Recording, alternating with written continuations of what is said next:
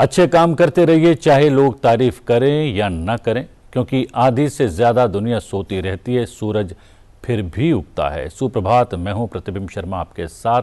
सबसे पहले नजर डालते हैं मुख्य गतिविधियों पर। लोकसभा चुनाव के तीसरे चरण के लिए मतदान जारी। 10 राज्यों और एक केंद्र शासित प्रदेश की 93 सीट के लिए हो रहा है मतदान। प्रधानमंत्री नरेंद्र मोदी ने अहमदाबाद में किया मतदान।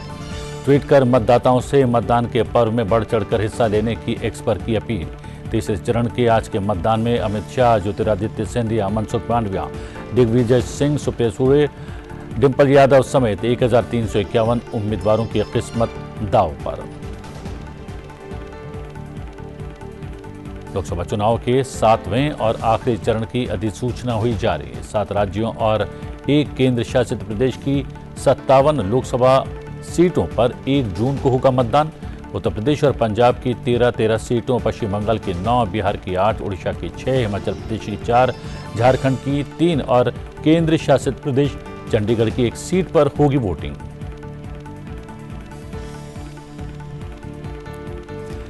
निर्वाचन आयोग ने सोशल मीडिया प्लेटफॉर्म के नैतिक उपयोग पर दिया जोर। राजनीतिक दलों को चुनाव आयोग के संज्ञान में आने के 3 घंटे के भीतर फर्जी सामग्री हटाने का दिया निर्देश।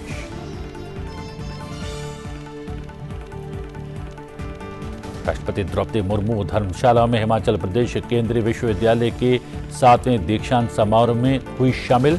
कहा, आत्मनिर्भर बनाने वाली शिक्षा पर देश में हो जोर। राष्ट्रपति आज Getty heritage cultural complex Shimla में एक सांस्कृतिक कार्यक्रम में लेंगी हिस्सा। देश के प्रतिष्ठित शिक्षण संस्थानों में नेतृत्व स्तर पर महिलाओं की बढ़ती भागीदारी पर उपराष्ट्रपति ने जताया संतोष। ग्रेटर नोएडा स्थित Birla institute of management and technology के 36वें दीक्षांत समारोह को कर रहे थे संबोधित। कहा, आगामी 25 वर्षों के अमृतकाल में विद्यार्थियों की आज की पीढ़ी भागीदार भी और राष्ट्र निर्माता भी।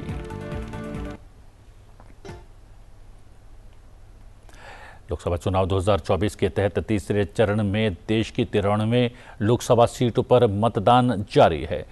तीसरे चरण में 12 राज्यों और केंद्र शासित प्रदेशों की कुल 93 सीटों पर वोट डाले जा रहे हैं। इनमें गुजरात में 26, कर्नाटक में 14, मध्य प्रदेश में 8, महाराष्ट्र में 11, उत्तर प्रदेश में 10, पश्चिम बंगाल और असम की 4, बिहार की 5, छत्तीसगढ़ की 7, गोवा की 2, दादरा नगर हवेली और दीव में 2, जम्मू कश्मीर की 1 सीट पर मतदान हो रहा है।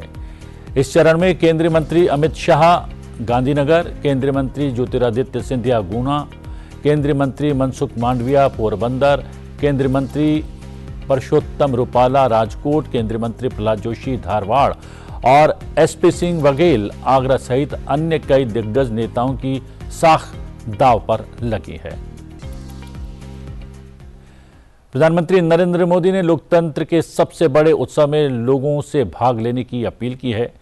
उन्होंने अपने सोशल मीडिया एक्स के जरिए कहा, तीसरे चरण के सभी मतदाताओं से मेरा आग्रह है कि वो अधिक से अधिक संख्या में मतदान करें और वोटिंग का एक नया रिकॉर्ड बनाएं। आप सभी की सक्रिय भागीदारी लोकतंत्र के इस महोत्सव की रौनक को और बढ़ाएगी। इस संदेश के तुरंत बाद प्रधानमंत्री अहमदाबाद पहुंचे और अहमदाबाद पहुंचकर उन्होंने अपने मताधिकार का प्रयोग किया। आप देख सकते हैं उस समय की तस्वीर। गृह मंत्री अमित शाह भी प्रधानमंत्री नरेंद्र मोदी के साथ हैं।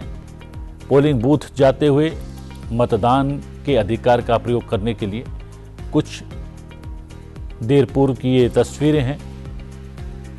हम बता दें कि गृह मंत्री अमित शाह स्वयं गांधीनगर से भाजपा के उम्मीदवार हैं। प्रधानमंत्री उन तमाम चुनावी प्रक्रियाओं से गुजरते हुए जिससे हर आम मतदाता गुजरता है।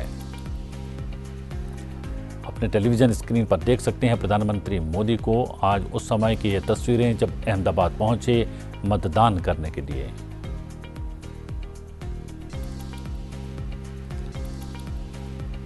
इससे पहले प्रधानमंत्री ने एक्स पर संदेश जारी किया था और कहा था कि तीसरे चरण के जितने भी मतदाता हैं भारी संख्या में मतदान करें। उन्होंने कहा कि मतदान लोकतंत्र का एक महोत्सव है, एक उत्सव है और इस उत्सव में बढ़ चढ़कर भागीदारी होनी चाहिए। प्रधानमंत्री वोटिंग करते हुए और उन तमाम प्रक्रियाओं से गुजरते हुए जिससे एक सामान्य मतदाता गुजरता है।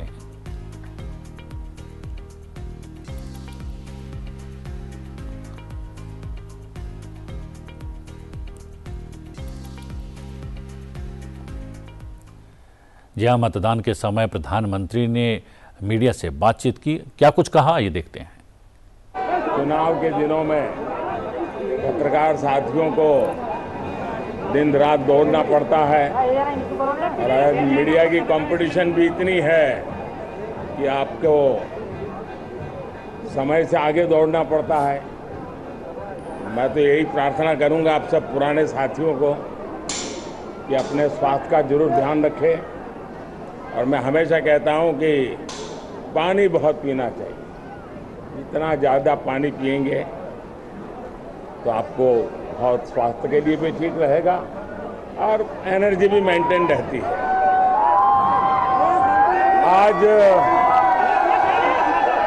तीसरे चरण का मतदान है। मैं देशवासियों को विशेष रूप से आग्रह करूंगा कि लोकतंत्र में मतदान एक सामान्य दान नहीं है। हमारे देश में दान का एक महात्म्य है और उसी भाव से देशवासी ज्यादा से ज्यादा मतदान करें। जब प्रधानमंत्री अपील करते हुए खुद भी उन्होंने आज मतदान किया अहमदाबाद में और मतदान करने के पश्चात लोगों से ज़्यादा संख्या में मतदान करने की अपील की और इस प्रक्रिया में हिस्सेदारी देने की बात भी कही। दीव में भी इस समय मतदान जारी है और मतदान का जायजा लिया वहां मौजूद हमारी संवाददाता प्रीति सिंह ने। लोकसभा चुनाव के तीसरे चरण का आज मतदान जारी है और केंद्र शासित प्रदेश दादरा नगर हवेली और दमन और दीव में भी चुनाव हो रहे हैं और हम दीव के बूथ नंबर 96 में इस समय मौजूद हैं। आपको बता दें कि जो टोटल बूथ संख्या है दीव में वो 47 है और हमारे साथ एक वोटर भी जुड़ गए हैं जो आप अभी वोट देकर आ रहे हैं। ओके मैम, अभी मैं वोट देकर आया हूं। हाँ, आपका नाम क्या है? अशोक चारानी। आप दिखाइए, आपने वोट दिया है। दीव में जो है इस बार काफी कोशिश की गई है कि जो वोटर्स हैं उनकी फैसिलिटीज का काफी ध्यान रखा गया है। तो आपको कैसा लग रहा है यहाँ जो फैसिलिटीज हैं? सब बढ़िया है, सबके लिए यहाँ पे है। अगर बच्चे लेके आते हैं तो उनके लिए भी व्यवस्था है और मान लीजिए कि कोई दिव्यांग बालक है तो उनके लिए भी पूरा व्यवस्था है यहाँ पे। तो सब तरीके से यहाँ पे सब फैसिलिटीज दिया हुआ है। और तो मैं तो ये भी कहना चाहता हूँ कि आपका कीमती वोट आप दीजिए आके यहाँ हमारे तरफ। बिल्कुल। तो सुबह सुबह जो सबसे पहले वोट करने आए हैं उनमें आप भी शामिल हैं और जिस तरह से मैं बता रही थी कि यहाँ 47 पोलिंग बूथ हैं पूरे दीव की अगर बात की जाए और यहाँ जो मॉडल पोलिंग बूथ है उनकी संख्या 7 है जबकि पिंक बूथ यहाँ 2 बनाए गए हैं। मॉडल पोलिंग बूथ की जब हम बात करते हैं जिसका जिक्र भी कर रहे थे, यहाँ क्रैच एरिया की सुविधा भी दी हुई है जहाँ पर तमाम जो आशा वर्कर्स हैं वो वहाँ मौजूद है, आंगनबाड़ी वर्कर्स मौजूद हैं जो यहाँ अगर छोटे बच्चे आते हैं तो उनका ख्याल रखने के लिए। हमारे सामने एक इधर हम देख पा रहे हैं बुजुर्ग मतदाता भी हैं जो अभी अभी अपना वोट देकर आए हैं, हम उनसे भी बात करेंगे। आपने वोट दे दिया है? एक बार मुझे दिखाइए हमारे दर्शकों को। आप सबसे पहले वोट करने आ गए हैं, आप युवाओं को क्या मैसेज देंगे? युवाओं को ऐसे मैसेज देंगे कि वोटिंग तो करने का ही है, देश के लिए, स्थानिक मुद्दाओं के लिए, देश के प्रॉब्लम के लिए, क्योंकि प्रगति चाहिए और आप लोग करो, वोट करो, आओ बाहर निकलो और वोट करो। बिल्कुल, थैंक यू। Thank you. तो हम यहाँ जो सुविधाओं का जिक्र कर रहे हैं उनकी बात भी करेंगे। एक युवा मतदाता और हमारे साथ जुड़ी हुई है, आपका नाम? मेरा नाम डॉक्टर स्वरी सोलंकी है। आज जो सबसे अच्छा मार्क जो आज सब दिखाना चाहेंगे युवा वो आप दिखाइए हमें। ये ब्लू इंक देखिए, आप भी मतदान करके आ गए हैं। हाँ। क्या सोच के आप मतदान करने सुबह सुबह आई हैं और बाकी लोगों के लिए क्या मैसेज है? नहीं, मैं यही कहना चाहती हूँ कि सब लोग को वोट करना चाहिए, सबको आना चाहिए, चाहे वो बच्चे हो बुजुर्ग हो, सबको सबका हक है वोट करना। Thank you so much. Okay, thank you. तो तमाम जो लोग हैं वो आना शुरू हो गए हैं। हालांकि अभी उतनी बड़ी कतार हमें नहीं दिख रही है, लेकिन सुबह सुबह यहाँ लोग आना शुरू हो गए। क्रैच एरिया की हम बात कर रहे थे, इस जगह पे क्रैच एरिया की सुविधा भी दी गई है। दीव में इस बार लोगों की सुविधाओं का काफी ख्याल रखा गया है। देखिए, रैंप एरिया भी उधर बनाया गया है ताकि रैंप से जो बुजुर्ग लोग हैं वो ऊपर जा सके, साथ ही जो फिजिकली डिसेबल्ड लोग हैं वो ऊपर जा सके। दिव्यांग जनों के लिए भी ये सुविधा है। और आपको बता दें कि सुविधा ये भी है कि यहाँ घर तक भी गाड़ी पहुंचेगी। अगर 85 वर्ष से ऊपर किसी की उम्र है या दिव्यांग जन है, उनके लिए प्रशासन ने, चुनाव आयोग ने गाड़ियों की व्यवस्था भी की है जो उन्हें लेकर जाएगी और छोड़ने जाएगी वापस वोटिंग के बाद। ये क्रैच एरिया है। आप लोग थोड़ा अपने बारे में बताइए। અમે નાના આશા વર્કર છે અમે નાના બચ્ચા લઈને બહેનો આવે ને તો એમાં હાચવીએ ને રમકડા આપીએ ને અમે ટેમ્પરેચરમાં આપીએ। ભાઈઓ બહેનો આવે ને તો ટેમ્પરેચરમાં આપીએ ને કોઈને ચક્કર આવી ગઈ હોય ને તો ORS બનાવીને એને પીવડાવીએ। जितना हम समझ पा रहे हैं वो यही बोल रही हैं कि जो वोटर्स हैं अगर छोटे बच्चों के साथ आते हैं तो ये पूरी उनकी देखभाल करेंगी, और अगर कोई दिक्कत आती है, कोई चक्कर आता है या तबीयत खराब होती है तो यहाँ उसमें भी ये मदद की जाएगी और मेडिकल जो फैसिलिटी है वो भी प्रोवाइड की जाएगी। प्रशासन की यही कोशिश है कि पिछले बार 2019 में जो 69% मतदान था, इस बार उसका आंकड़ा 75% से ऊपर ले जाया जाए। प्रीति सिंह, सनसेट टीवी, दीव। जहां दीव में बड़ी संख्या में फर्स्ट टाइम वोटर्स भी वोटिंग कर रहे हैं। क्या कुछ कहना है इस अवसर पर उनका, ये जानते हैं। इस बार के लोकसभा चुनाव में एक बड़ी तादाद फर्स्ट टाइम वोटर्स की है, यानी जो 18 साल के होने के बाद पहली बार इस बार चुनाव में अपने मताधिकार का इस्तेमाल कर रहे हैं। और दीव के जिस मतदान केंद्र में मैं हूं, यहाँ भी हमें फर्स्ट टाइम वोटर्स मिले हैं। आप अपना नाम बताइए। My name is Solanki Dhruti. Solanki, पहली बार आप वोट कर रही है ना? यस, मैं पहली बार आज वोट कर रही हूँ। कैसा लगा आपको? बहुत अच्छा। मेरा ये फर्स्ट टाइम है। हाँ ध्रुति, हाँ बिल्कुल बिल्कुल। तो ये वोट देने का, तो फर्स्ट ऑफ ऑल मैं जब पहली बार यहाँ आई तो मुझे एक फेस्टिवल जैसा दिखा, जो यहाँ पे बहुत अच्छा डेकोरेट किया गया है, तो मुझे नेचुरली बहुत अच्छा लगा। और जब मैं फर्स्ट टाइम वोट कर रही हूँ तो मेरे जो कलेक्टर सर है उसने पर्सनली मुझे इनवाइट किया इस वोट के लिए, जो कि मेरा फर्स्ट टाइम है, इसलिए तो मैं बहुत खुश हूँ कि आज का वर्ल्ड का बेस्ट डे है वोटिंग का। सो मुझे बहुत अच्छा लगा यहाँ पे आके, और एक्सपीरियंस भी बहुत सारा मिला। सो बहुत अच्छा था। तो सारे जो फर्स्ट टाइम वोटर्स हैं उनको क्या मैसेज दे रही हैं आप आज? मैं तो देना चाहूँगी कि सबको वोट देना चाहिए, जो कि ये वर्ल्ड की बेस्ट एक्सपीरियंस है, जो सबको मिलना चाहिए वोट। जैसे कि हमारे कोई भी हमारे आने वाले 6 PM मोदी कौन होंगे, वो एक्साइटमेंट होगा हमारे देश के लिए। और हमारे साथ एक फर्स्ट टाइम वोटर और हैं, आइए आपको बता दें कि दीव में जो फर्स्ट टाइम वोटर्स की संख्या है वो 1655 है। उसमें से एक फर्स्ट टाइम वोटर इस समय हमारे साथ मौजूद है। आपका नाम क्या है? रवीना है मेरा नाम। रवीना, अच्छा रवीना, आपने पहली बार वोट दिया है ना? पहले तो हाँ पहली बार में वोट दिया मैंने। हाँ ठीक है, तो ये निशान, इसके लिए इंतजार भी करना पड़ता है ना, कभी लगता होगा कि मुझे हाँ, तो कैसा लग रहा है आज, महसूस कैसा हो रहा है? अच्छा लगता है महसूस। कैसा, क्या अरेंजमेंट कैसा लगा? बहुत अच्छा लगा। ठीक है, आज जो फर्स्ट टाइम वोटर हैं जिनको पहली बार वोट देना है, बहुत बढ़िया संख्या है उनकी पूरा देश में, उनके लिए क्या मैसेज है? उसके लिए होगा कुछ भी नहीं, आपकी तरफ से कोई मैसेज है? वोट देना है, नहीं देना, क्या क्या कहना चाहोगे उनको? मेरे लिए कोई वोट देना ही है, मेरे लिए वोट ही काफी है। ठीक है, रवीना को हिंदी में थोड़ी सी दिक्कत है, इसलिए वो इतना फ्लुएंटली नहीं बोल पा रही है, लेकिन उनकी दिल की आवाज हम समझ पा रहे हैं। वो काफी एक्साइटेड, एक मुस्कान उनके चेहरे पर बनी हुई है, और यही मैसेज है कि चाहे वो फर्स्ट टाइम वोटर्स हो या फिर तमाम बुजुर्ग जो हमें यहाँ पर भी दिखे, हर कोई अपने मताधिकार का इस्तेमाल जरूर करे। प्रीति सिंह, सनसेट टीवी, दीव। जहां मतदान की तैयारियों और मतदान की जानकारी हासिल करने के लिए दीव में जिला चुनाव अधिकारी भानु प्रभात से बात की हमारी संवाददाता प्रीति सिंह ने। आज लोकसभा चुनाव के तीसरे चरण का मतदान हो रहा है, और दादरा नगर हवेली और दमन दीव के मर्जर के बाद ये पहला चुनाव है। आइए जानते हैं कि दीव में किस तरह की तैयारियां हैं। दीव कलेक्टर भानु प्रभा जी हमारे साथ मौजूद हैं, जो कि चुनाव की तमाम जिम्मेदारी निभा रही है, और इस बार उन्होंने चुनाव में एक पर्सनल टच भी दिया है। तो आइए उसके बारे में इनसे हम बात करते हैं। भानु मैम, मुझे थोड़ा बताइए, दीव में मर्जर के बाद ये पहला चुनाव, किस तरह की आप लोग की तैयारी है? और इस बार आपने एक पर्सनल टच तो दिया ही है, तमाम इंतजाम आपने जो वृद्ध लोग हैं और जो डिसेबल्ड लोग हैं उनके लिए किए हैं, तो इसके बारे में थोड़ा बताइए, इस बार किस तरह की तैयारी है? जैसा कि आपने कहा, हमारा मर्जर के बाद ये पहला चुनाव है और जनता में स्पेशली जो यूथ है उनमें बहुत ही ज़्यादा एंथुजियाज्म है इसको लेकर। हमारे पास लगभग 37,000 के आसपास मतदाता हैं, जिसमें से 20,500 के आसपास महिलाएं मतदाताएं हैं और अप्रॉक्सीमेटली 16,500 हमारे पास पुरुष वोटर्स हैं। बहुत गर्व की बात है मेरे लिए बीइंग अ लेडी ऑफिसर कि हमारे पास जो विमेन वोटर्स है इनका प्रपोर्शन मेल वोटर्स से ज़्यादा है, क्योंकि पहले 2 चरणों में जैसा हमने देखा कि टर्नआउट थोड़ा सा कम रहा है और mainly because of the weather.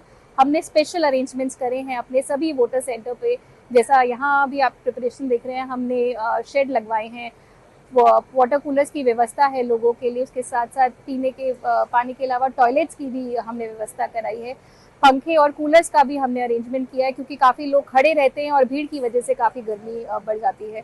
इसके साथ साथ हमने मेडिकल फैसिलिटीज़ भी अपने सभी सेंटर्स पे रखी है और जो स्पेशल हमारे एबल्ड वोटर्स हैं उनके लिए व्हील चेयर्स की भी हमने फैसिलिटी रखी है।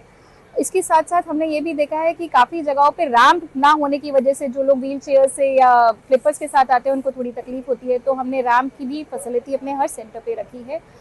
बाकी जैसा पर्सनल टच के बारे में आपने कहा, हमने इस बार ड्यू के सभी यंग वोटर्स जो पहली बार वोट करने आए हैं उनको, जो हमारे बुजुर्ग वोटर्स हैं, जो सीनियर सिटीजन्स हैं उनको, और उसके साथ जो हमारे जो स्पेशली एबल्ड वोटर्स हैं उन सबको लेटर लिखकर हमने रिक्वेस्ट करा है कि इतने सालों से इंडिया अपनी डेमोक्रेसी को स्ट्रेंथन कर पाया ऐसे सभी वोटर्स की वजह से ही, तो हमने उन सबको पर्सनल लेटर लिखकर रिक्वेस्ट किया है कि प्लीज़ आप ज़रूर आएँ और स्पेशली जो यंग वोटर्स अपना पहला वोट ज़रूर कास्ट करें। मैम थोड़ा सा बताइए, जो सुबह सुबह गाड़ियाँ जा रही हैं, जो दिव्यांग जन हैं, जो वृद्ध हैं, उन्हें लेने के लिए गाड़ियाँ जा रही हैं, तो ये क्या फैसिलिटी? देखिए, कई बार देखा जाता है कि जिस दिन वोटिंग होती है उस दिन छुट्टी डिक्लेयर कर देती है सरकार, तो जो ट्रांसपोर्ट डिपार्टमेंट है वो यूजुअली या तो अपने वाहन बंद कर देता है, नहीं तो वो उनकी ड्यूटी इलेक्शन के मशीनरी में लग जाती है।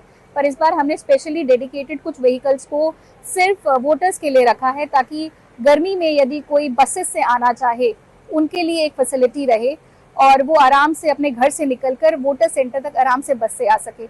हम किसी भी तरह का बहाना नहीं, रीज़न नहीं देना चाहते अपने वोटर्स को कि उनके पास कोई भी वोटर हो तो not to vote.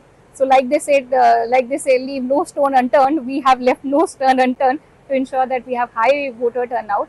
And last elections में we had 69% voter turnout. So this general election we are hoping to at least cross 72-73%. चलिए, हम भी चाहेंगे भानुप्रभा मैम कि जो 69% मतदान था इस बार डिस्टिंक्शन से ऊपर मार्क्स आए, 75% से भी ऊपर दीव की जनता निकले और वोट करे। बहुत बहुत शुक्रिया आपका। Thank you. दूसरी तरफ गुजरात के गिर सोमनाथ जिला के ऊना तहसील में मतदान में महिलाओं की ज़्यादा से ज़्यादा भागीदारी तय करने के उद्देश्य से सखी बूथ बनाए गए हैं जो सिर्फ महिलाओं के लिए हैं। चुनाव पर्व का एक अलग रंग यहां पर तब देखने को मिला जब इनकी प्रिजाइडिंग ऑफिसर को पारंपरिक संगीत के साथ बूथ की ओर रवाना किया गया। हमारी संवाददाता प्रियंबरा ने उन तमाम महिलाओं से बातचीत की जिनकी ड्यूटी यहां लगाई गई है।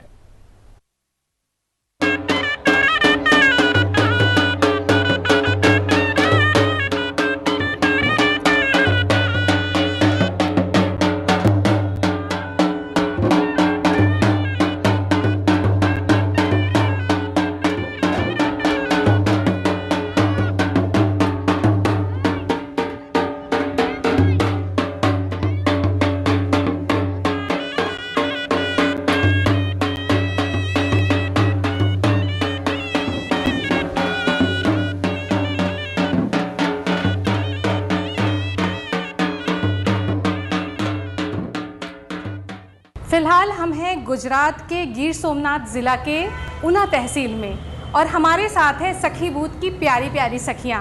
तो आइए इनसे जानते हैं कि सखी बूथ का क्या कॉन्सेप्ट है। मैम आप बताइए। मारू नाम अलका है अने हूँ ऊना तालुका में शिक्षक तरीके नौकरी करूँ छूँ अने सखी बूथ में अत्यारे हूँ प्रिसाइडिंग में मारू ऑर्डर है अने वधारे में वधारे महिलाओं आगळ आवे एक कॉन्सेप्ट साथे सखी मंडळ सखी बूथनी रचना करवामां आवी छे सरकार द्वारा, जे खूब ज सारी बाबत छे अने एना कारणे वधारे में वधारे महिलाओं आगळ आवशे एवो अमने विश्वास छे। आप कुछ बताइए अपने बारे में। मेरा नाम परमार सेजल मैन है, मैं भी एक टीचर हूँ और स्त्री सशक्तिकरण के भाग रूप ये सखी बूथ क्रिएट किया गया है। जी, आप अपने बारे में बताइए। ભીમાણી પ્રજ્ઞાબેન મારું નામ, હું સાડેસર પ્રાથમિક શાળામાં ટીચર તરીકેની ફરજ બજાવું છું ને પહેલી વખત અમે અહીંયા સખી બૂથમાં અત્યારે કામગીરીમાં છીએ। आप अपने बारे में बताइए। હિંગરાજિયા વૈશાલી, હું પણ એક ટીચર છું યાજપુર પ્રાથમિક શાળામાં। પ્રથમ વખત અમે બધા સખી બૂથમાં બહેનો મુકાયા છીએ અને હું ફર્સ્ટ પોલિંગ ઓફિસર છું અને સ્ત્રી સશક્તિકરણના ભાગરૂપે જે આ સખી બૂથની ગવર્મેન્ટે રચના કરી છે, ખરેખર સ્ત્રીઓને આગળ લાવવા માટે એ ખૂબ જ ગમ્યું છે, સારી બાબત છે અને એનાથી અમારો કોન્ફિડન્સ પણ ખૂબ ઘણો વધ્યો છે। तो आपने देखा ये सारी की सारी महिलाएं जो है सखी बूथ पे हैं और महिलाओं को घर से बाहर वो निकलें और अपना मतदान दें, इसके लिए ये सभी प्रयासरत हैं। कैमरामैन विनोद के साथ मैं प्रियंबरा, संसद टीवी के लिए। जी हाँ, गुजरात के सखी बूथ से हमारे संवाददाता प्रियंबरा। लोकसभा चुनाव के 7वें और आखिरी चरण की अधिसूचना आज जारी हो गई है। 7वें चरण में 7 राज्यों और 1 केंद्र शासित प्रदेश की कुल 57 लोकसभा सीटों पर चुनाव होंगे। 7वें चरण में उत्तर प्रदेश और पंजाब की 13 सीटें, पश्चिम बंगाल की 9 सीटें, बिहार की 8 सीटें, उड़ीसा की 6 सीटें, हिमाचल प्रदेश की 4 सीटें, झारखंड की 3 और केंद्र शासित प्रदेश चंडीगढ़ की 1 सीट शामिल है। लोकसभा चुनाव के 7वें और अंतिम चरण के लिए मतदान 1 जून को होगा। निर्वाचन आयोग द्वारा उम्मीदवारों को इस महीने की 14 तारीख तक नामांकन दाखिल किए जाने का समय दिया गया है, जबकि 17 मई तक उम्मीदवारों के पास अपना नामांकन वापस लेने का समय रहेगा।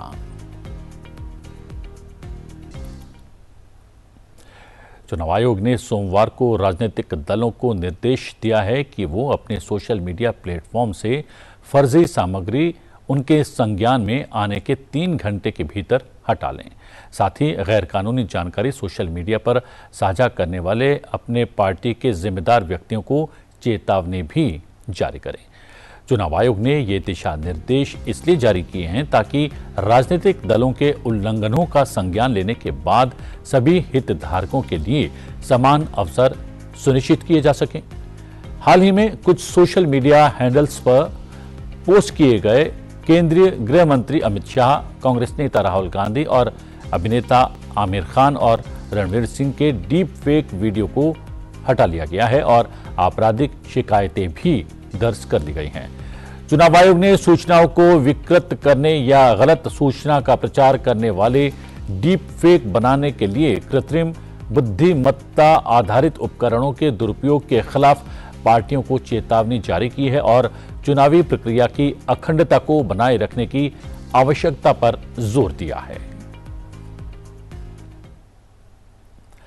भारत निर्वाचन आयोग ने आपके मतदान अनुभव को सरल और सुगम बनाने के लिए पोलिंग बूथ पर सभी व्यवस्थाएं की हैं। अब बारी आपकी है मतदान करने की, लोकतंत्र में योगदान करने की। देखिए ये विशेष वीडियो। नमस्कार, मैं चाहता हूँ मैं लोकतंत्र के त्यौहार का भी विशेष आकर्षण हूँ। चिलचिलाती धूप हो या बारिश, दोनों में ही मैं मतदाताओं को मतदान केंद्र तक पहुँचने में मदद करता हूँ। मेरी आपसे अपील है, 7 मई 2024 को मतदान करने के लिए जरूर जाएं और मुझे साथ ले जाएं। इसके साथ ही जिले के सभी मतदान केंद्रों पर मदद करने के लिए दीदी हैं जो दवाओं और अन्य सुविधाओं के साथ तैयार हैं। जरूरत पड़ेगी तो एम्बुलेंस की भी सुविधा सुनिश्चित की जाएगी। शीतल जल या कूल पॉइंट की भी व्यवस्था की गई है। हमने मतदाताओं के लिए परंपरागत मिट्टी के घड़े में शुद्ध एवं शीतल जल की व्यवस्था की है। और तो और हमने दिव्यांग और बुजुर्गों के लिए व्हीलचेयर की भी व्यवस्था की है ताकि मतदान करने में कोई परेशानी न हो।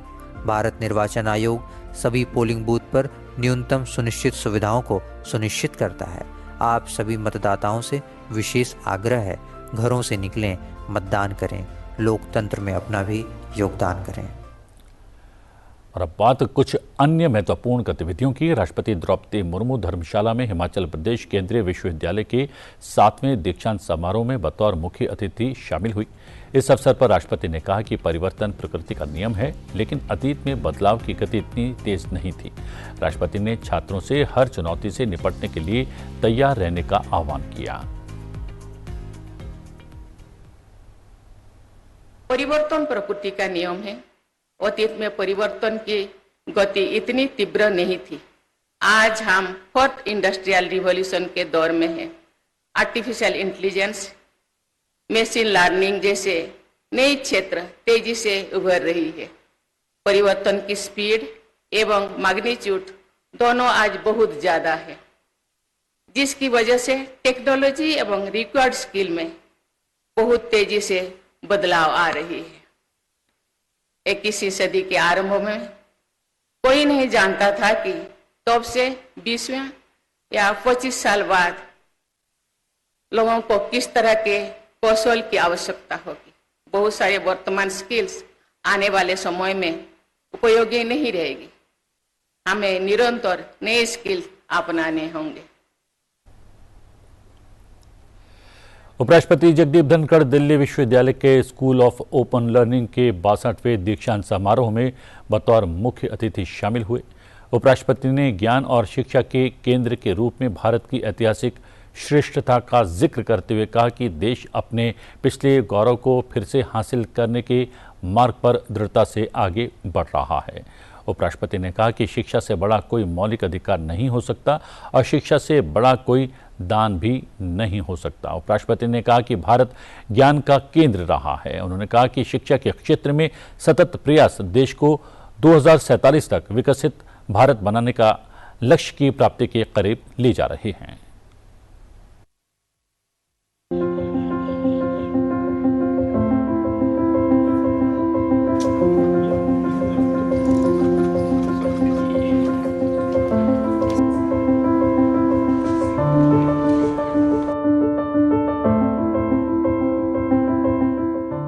The Britishers ruled us from here. और उन्होंने भगत सिंह जी को यहां रखा। मैं जब यहां आया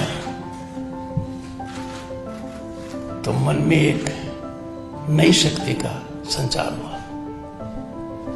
भगत सिंह जी के वाक्य, वे मुझे मार सकते हैं लेकिन मेरे विचारों को नहीं। वे मुझे कुचल सकते हैं लेकिन मेरी आत्मा को नहीं।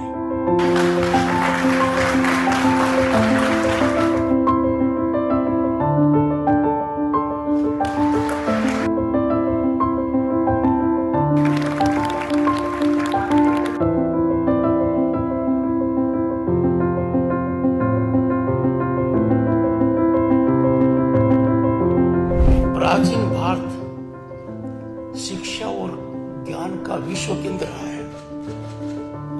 पूरी दुनिया हमारी तरफ देखती थी कि ज्ञान का मतलब भारत, शिक्षा अर्जन करना मतलब भारत।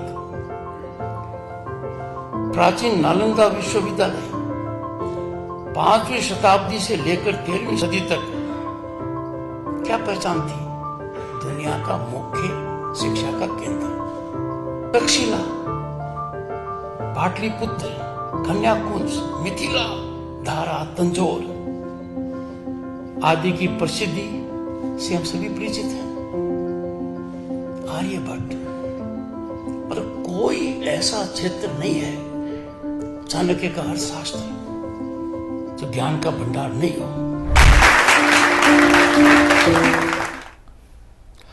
और अब समय है आपसे विदा लेने का। चलते चलते छोड़े जाते हैं आज के दिन से जुड़े इतिहास के साथ। देखते रहिए संसद टीवी। मुझे दीजिए आज्ञा। नमस्कार। 7 मई साल 1960 को सीमा सड़क संगठन बॉर्डर रोड्स ऑर्गेनाइजेशन की स्थापना की गई। भारत की सीमाओं और भारत के उत्तर और पूर्वोत्तर राज्यों के दूर दराज के क्षेत्रों में बुनियादी ढांचे को विकसित करने के उद्देश्य से बीआरओ की नींव रखी गई। यह रक्षा मंत्रालय के तहत एक प्रमुख सड़क निर्माण एजेंसी है। सड़क निर्माण के अलावा यह मुख्य रूप से भारतीय सेना की सामरिक आवश्यकताओं को पूरा करने के लिए उत्तरी और पश्चिमी सीमाओं के साथ रखरखाव कार्यों को भी अंजाम देता है। इसके काम में फॉर्मेशन कटिंग, सरफेसिंग, पुल निर्माण समेत विभिन्न कार्य शामिल हैं।